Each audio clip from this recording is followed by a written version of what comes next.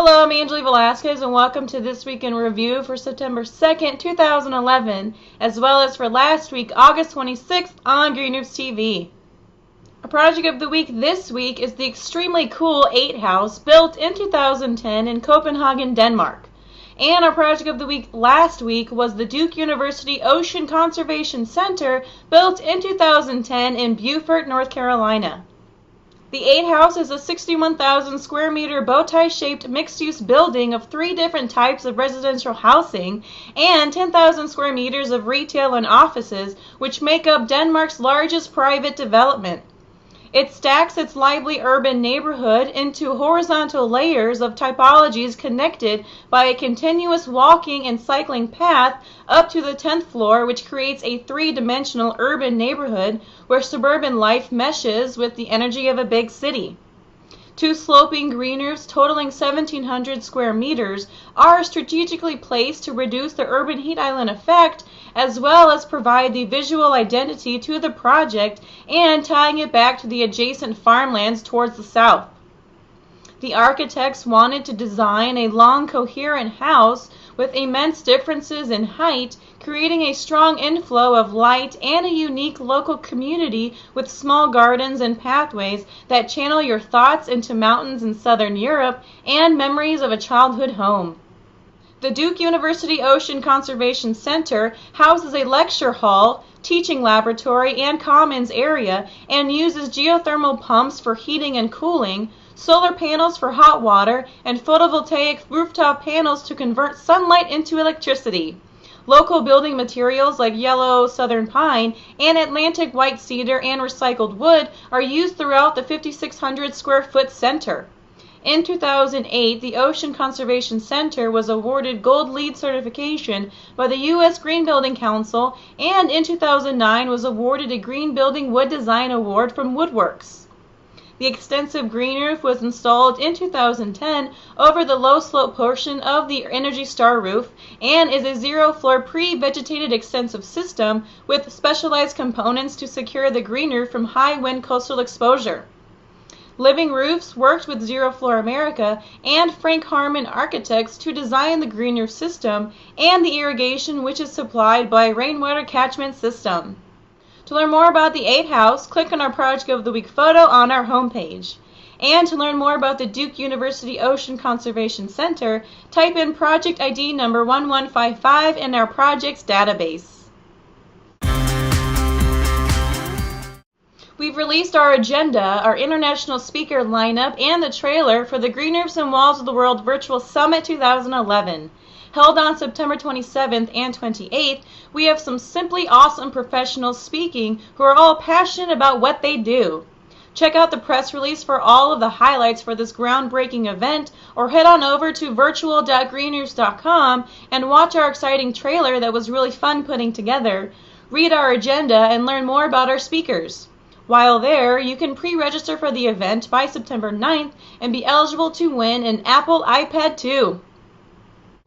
Make sure to read new columns from 3 of our contributing editors. The Greenwall editor George Irwin's latest is Greenwall Deception, Death of a Greenwall, where he gives personal opinion about the potentials for failure. Energy editor Chris Wark's latest is Consider the Source. It's a very classy response to an inaccurate article about the so-called benefits of green roofs in the June 2011 issue of the ASHRAE Journal. And enjoy the article. I am excited about the Greenroofs and Walls of the World Virtual Summit 2011 from our Sustainable Business Insights editor John Shepley about reducing your carbon footprint. He cites our virtual summit as just one example of awareness. Advertiser Press released Green Roof Green Wall Seminar AIA presentation in Rochester, New York with GLTI and George Irwin. Live Roof adds Rocky Mountain Green Roofs Incorporated as a new grower and distributor in Colorado for the Live Roof hybrid green roof system. KISS installation on green roof keeps pace with industry growth.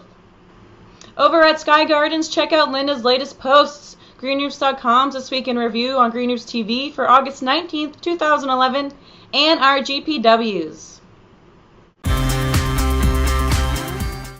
September 7th through the 9th is the National Roofing Contractors Association 2011 International Symposium, Emerging Technologies in Roof System Performance in Washington, D.C.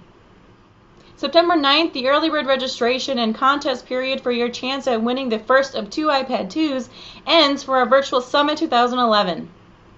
And September 27th and 28th, of course, is the Green Roofs and Walls of the World Virtual Summit 2011, connecting the planet and living architecture, people, projects, and design held online around the world. Tyler Falk of SmartPlanet reveals NYC's urban agriculture potential. He shares some interesting insights in a new report from the Urban Design Lab at Columbia University's Earth Institute that explores New York City's urban agriculture potential. The report showed nearly 5,000 acres of empty land that would be sufficient for farming throughout the 5 boroughs, and that urban agriculture can have a huge impact on food security in neighborhoods where fresh and healthy produce is needed the most, with help from more city farmers. He found some more interesting information in the report, like how urban farms equal green infrastructure, and that rooftops are numerous in New York City but are not being utilized enough for urban agriculture, and more. Check out the full article for more information and a link to the complete report, The Potential for Urban Agriculture in New York City. Stephen Totilo of Kotalou talks about the coolest things in Nintendo's American headquarters and one uncool thing.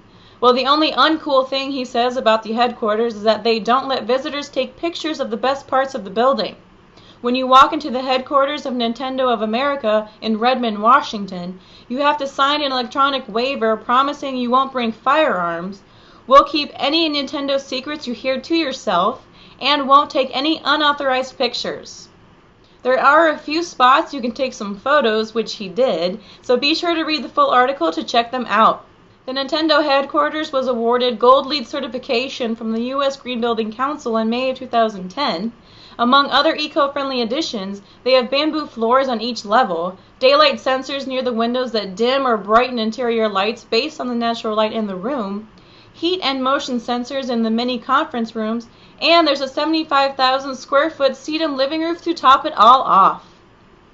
To learn more about these stories and new ones posted daily, go to our In the News or Newslinks section of our website. Send us your green articles, videos, and images to editor@greenroofs.com and share your green roof or green wall info with the world. Make sure to keep up with everything greenroofs.com by following us on Twitter, liking us on Facebook, being a member of our network on LinkedIn, and subscribing to our Green Roofs TV channel on YouTube.